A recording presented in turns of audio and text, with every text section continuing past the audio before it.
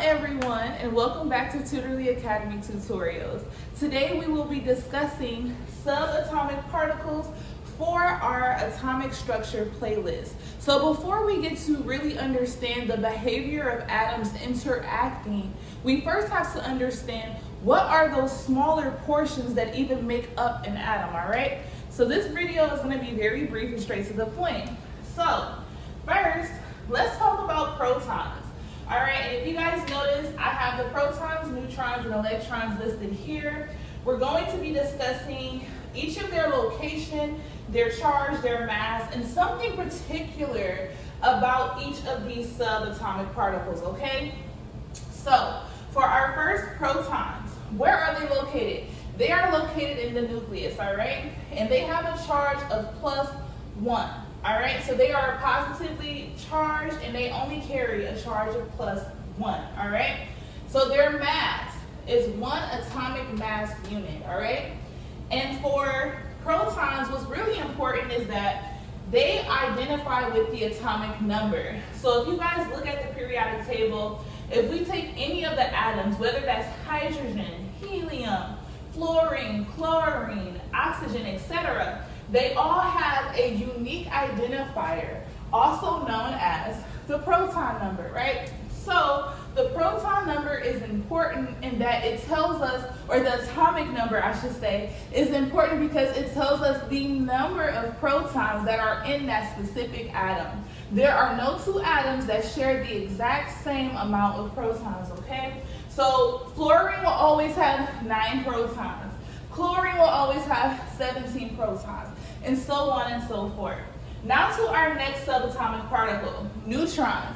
So when I think of neutrons, I think of neutrally charged, right? So their location is also in the nucleus, just like as with protons, but they carry 0 charge, aka being neutral. The mass of a neutron, they're slightly bigger than the mass of the protons, which are 1 atomic mass unit. Now, the identifiers that go along with neutrons, so the first thing I want to point out is mass number. So mass number is something that you're going to see on the periodic table for all of the atoms. And what it pretty much is the number of protons and neutrons for an atom, okay? So this is where we get isotopes from.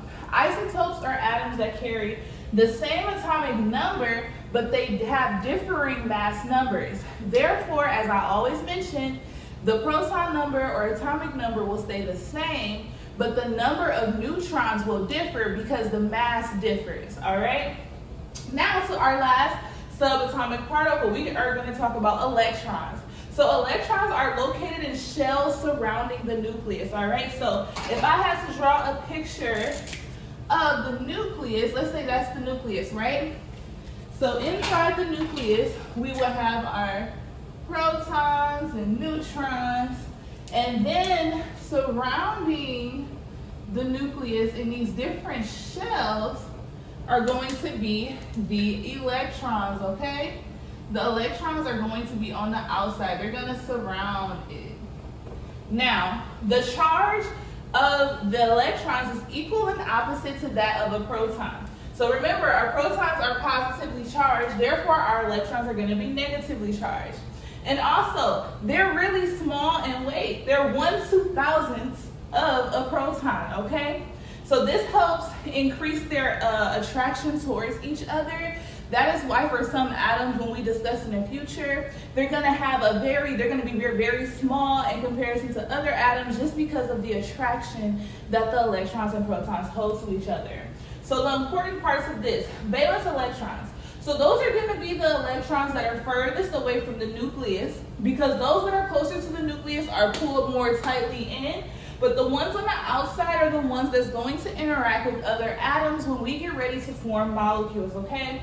Now, neutral atoms. Neutral atoms, the number of protons is going to be equal to the number of electrons. So that's just looking at the periodic table as is. Like the helium atom would have 2 protons, which means it'll have 2 electrons, all right? Now, cations. Cations are positively charged. How I like to remember the charge of cations and anions is that cations, they're positively charged, so that means that we would love to have cats at a picnic. That's a positive thing. But what's negative is having ants at a picnic. We don't want to have ants at a picnic, right? So that is one way that I've always remembered. I stole it from my high school teacher, actually. But cations, the proton number is going to be greater than the number of electrons. So if you have calcium 2+, calcium 2+ has 20 protons, right? So therefore, the number of electrons are going to be 2 less, which is going to be 20 minus 2, which is 18 electrons. So 20 protons, 18 electrons. Now, if we're focusing on anions, it's going to be the opposite. The number of the electrons is going to be greater than the number of protons, all right? So for anions, let's say we have fluorine, -1, right?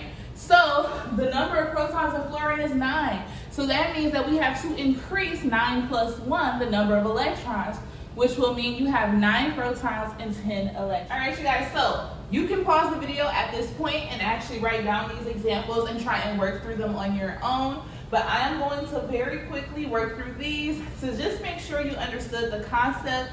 There will be more of these problems in our weekend review at the end of this week, all right? Okay, so as you guys can see, I have a nickel atom that has a mass of 58 and a nickel atom that has a mass of 60. The difference between the two is that one is neutral, there's no charge, and on this one there's a charge of +2. So this is a cation, all right? So remember, cations are positively charged. All right, so if we find the nickel atom, which is here, it's a transition element. Not sure if you guys can see it, but it's here, all right? So the number of protons is 28. So instantly, the atomic number is 28, but we remember the atomic number is equal to the number of protons. So we can answer 28 for both, right? Now the number of neutrons. So the number of neutrons, we use the mass number. So we take the mass number minus the number of protons to find neutrons. So our mass number for this particular atom is 58 minus 28. That means that we have 30 neutrons here. But if we look here at this one and we continue to take the mass number minus the number of protons, we have 60 minus 28. So if we were to just round it up, 60 minus 30 is going to be 30, add 2. So 60 minus 28 is 32. All right, so do you guys see how these two atoms will technically be considered isotopes, but also an ion versus an anion because the masses are different. Now for the electrons. So this is a neutral atom. And remember what I just said before. Neutral atoms, number of protons is equal to the number of electrons. So if we have 28 protons, that means we have 28 electrons. But here, we lost 2 of those electrons. So 28 minus 2 equals 26. So 28 electrons here and 26 electrons here. So this is the completion of us going over the subatomic particles. We look forward to seeing you guys in the next video. If you would like to book a tutoring session with us, don't forget to visit us at www.tutorlyacademy.com.